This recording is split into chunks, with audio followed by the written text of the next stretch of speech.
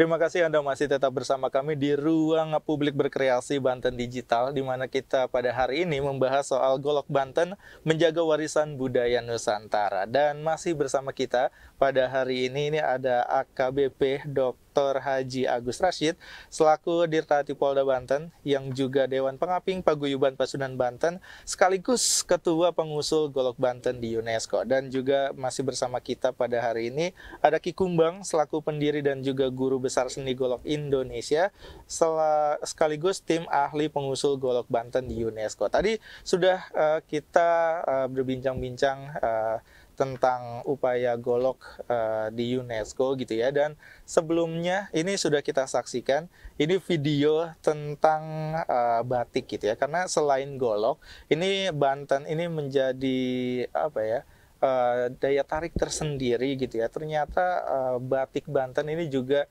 punya karisma tersendiri juga gitu. Dan Banten ini memiliki warisan budaya berupa seni kriya, salah satunya batik.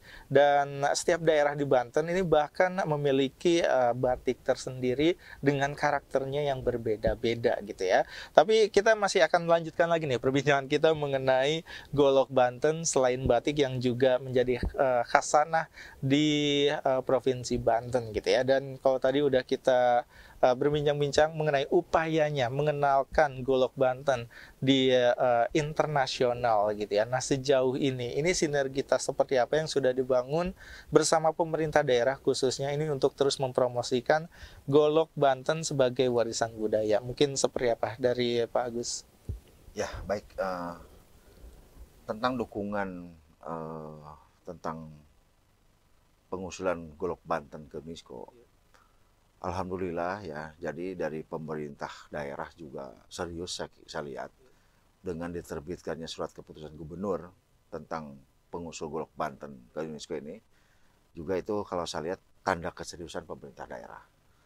Nah, selain juga pemerintah daerah, juga stakeholder yang ada di Banten, terutama karena saya di Polda nih, maka Polda juga sangat mensupport kegiatan-kegiatan tentang golok ini.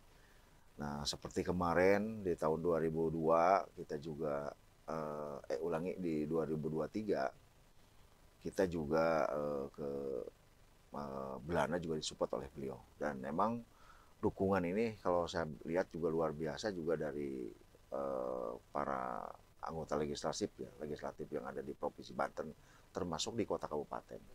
Termasuk dukungan dari juga kepala daerah. Karena saya juga roadshow terus ke pemerintah kota kabupaten, dan setiap kemarin setiap seminggu sekali kita ini mengadakan ngobrol tentang golok ya. Jadi tidak di tempat serius saja, tapi di kafe ya kita mensosialisasikan. Nah, maksud dan tujuannya kenapa harus disosialisasikan terus di kota kabupaten, termasuk di kepala daerah. Nah, jangan sampai juga saya berbicara di internasional kehebatan golok Banten, bahwa golok Banten ini tidak ada duanya. Nah, kalau tidak disosialisasikan secara masif di Banten, nanti bisa berbeda. Saya di dunia internasional golok hebat, ternyata di Banten biasa-biasa. Nah, kan kacau nih nanti. Nah, jadi kita harus pasif nih di seluruh lapisan masyarakat, termasuk di kota kabupaten, termasuk juga saya mengunjungi beberapa kepala daerah, baik bupati, wali kota, dan memang sangat mendukung ya kepala daerah. Dan memang saya selalu bercerita tentang golok Banten, supaya emang kita ini emang begitu nanti, kan nanti ada kunjungan UNESCO nih ke sini. Nanti begitu kunjungan ke sini, kan harus hebatnya harus sama dengan saya. Jangan sampai biasa-biasa aja Pak kalau di sini. Nah, ini kan jangan sampai terjadi ya, karena emang pengetahuan ini harus diinformasikan.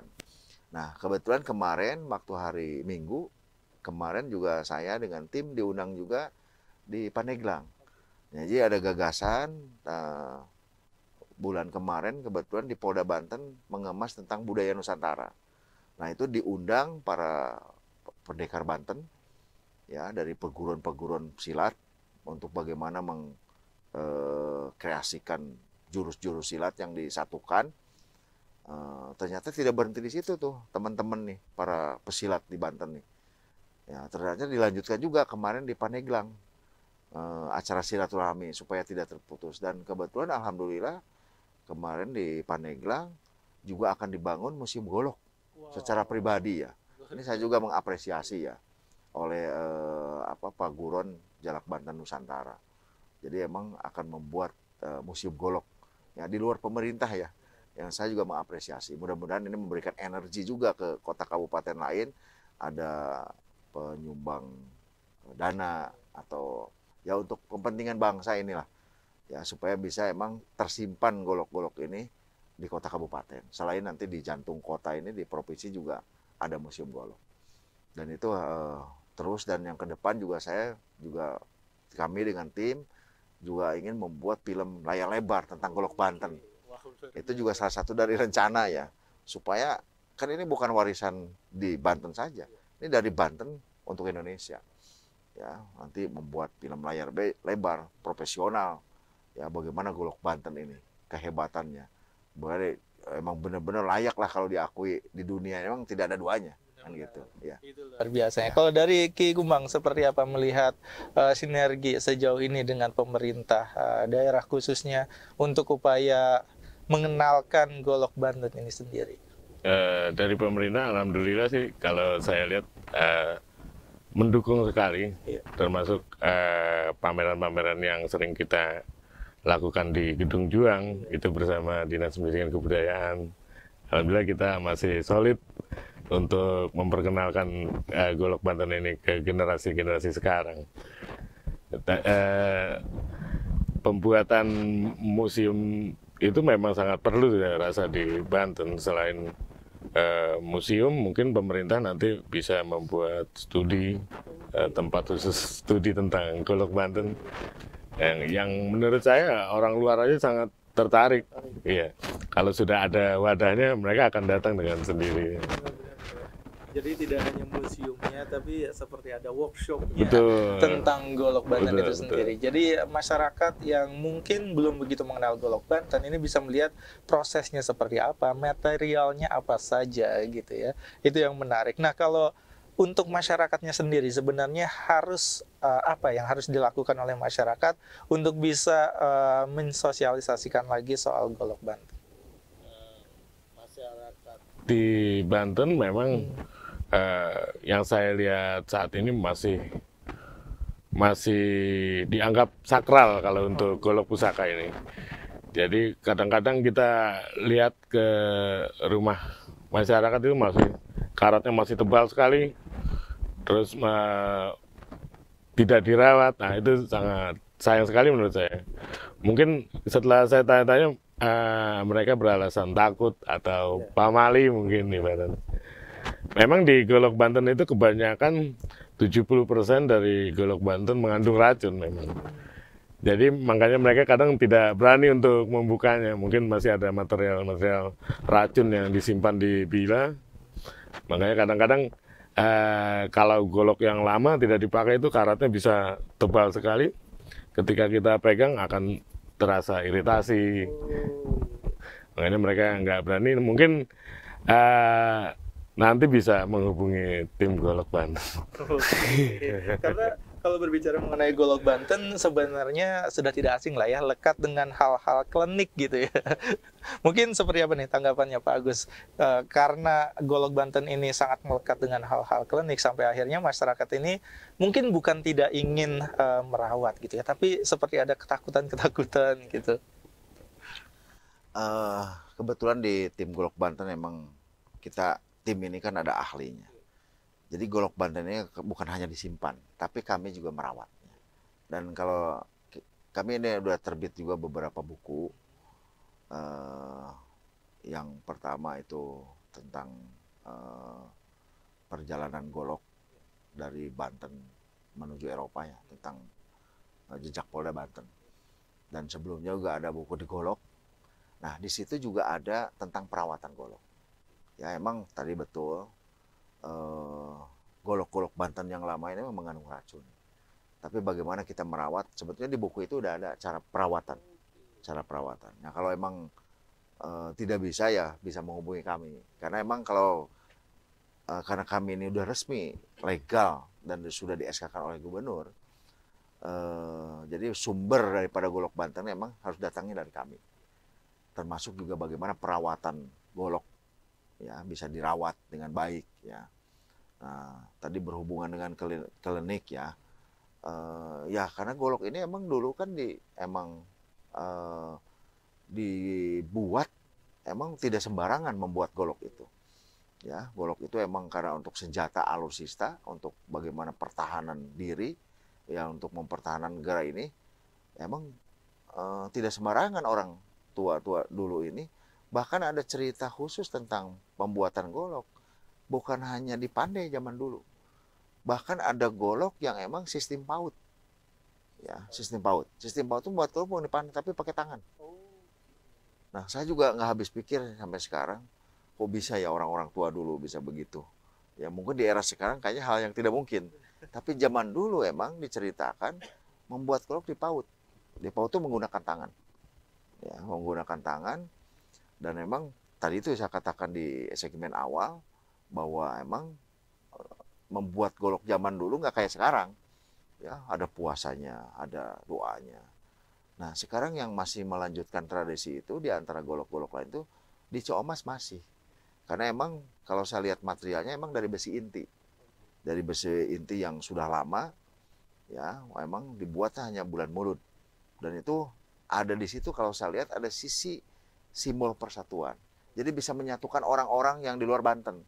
Ya, tiap bulan Mulud dipoles sama Sidenok, Godam Sidenok. Sehingga orang-orang di luar Banten datang. Berarti jadi silaturahmi. Mendatangkan orang-orang menjadi, oh ini saya juga punya golok Ciomas nih. Datang ke Banten hanya bulan Mulud hanya untuk dipoles sama Sidenok.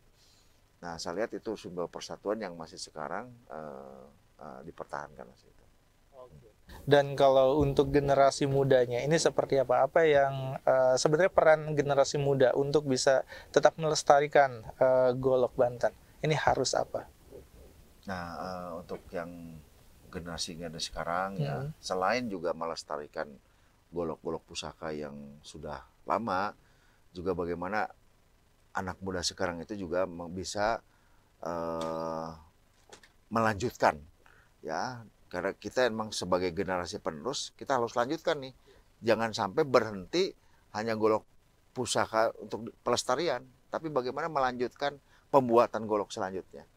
Ya, walaupun udah berubah fungsi. Dan emang kalau golok ini sampai diakui di dunia, di UNESCO ini diakui, ini menurut saya ada efeknya yang luar biasa. Dari perekonomian, ya nanti akan meningkat. Dari kebudayaan otomatis akan datang ke Banten. Ya, nanti akan jadi para pandai sekarang yang membuat golok generasi sekarang ini mungkin anak kehidupannya akan lebih bagus. Karena orang begitu datang ke Banten kan, saya cari golok Banten. Dan saya juga pengen punya cita-cita setelah ini golok ini sudah diakui itu jadi ikon di Provinsi Banten. Ya, bila perlu kita bikin landmark di golok di Bandara Soekarno-Hatta misalkan. Ada landmark besar, kota golok ya. Ya, atau kita bikin di Merak di pelabuhan. Ini kota golok. Bila perlu masuk ke Banten, kita bikin landmark juga yang besar. Nah, jadi ikon ya, jadi ikon golok ini dan itu akan menambah perekonomian kita juga akan meningkat. Terutama juga yang dirasakan oleh para pandai golok sekarang. Kalau dari Ki Kumbang seperti apa peran generasi muda harusnya untuk kembali mengenalkan golok Banten? Untuk generasi sekarang kita sosialisasi juga ke generasi sekarang supaya bisa menjaga, bisa merawat peninggalan-peninggalan dari orang tuanya. Karena banyak sekali anak muda yang tidak mengerti, tapi terus kita dekati, kita beri arahan, masukan-masukan bagaimana cara merawat, menjaga ini supaya tetap utuh lewat seminar-seminar. Gitu. Harusnya seperti itu. Harusnya seperti itu. Oke, terakhir mungkin dari Ki Kumbang terlebih dahulu nih sebagai closing statement, seperti apa harapannya terhadap golok Banten ke depan? Ya kalau dari saya pribadi, saya berharap pemerintah menyediakan sebuah wadah edukasi, baik itu berbentuk museum atau pusat studi, agar masyarakat di seluruh Banten ataupun di seluruh negara bisa mengkaji lebih jauh tentang golok. Karena banyak sekali mahasiswa-mahasiswa sekarang yang meneliti juga tentang golok, tapi mereka bingung mau kemana. Jadi kalau sudah ada wadah yang difasilitasi oleh pemerintah, saya rasa itu sangat baik sekali. Oke. Kalau dari Pak Agus seperti apa? Kalau dari saya, ya secara sebagai ketua tim tentunya, saya mohon dukungan dari masyarakat Banten semua tentang pengusulan Golok Banten ke UNESCO. Ya mudah-mudahan tim semua ini diberikan kesehatan, kelancaran, dan tidak ada masalah ya.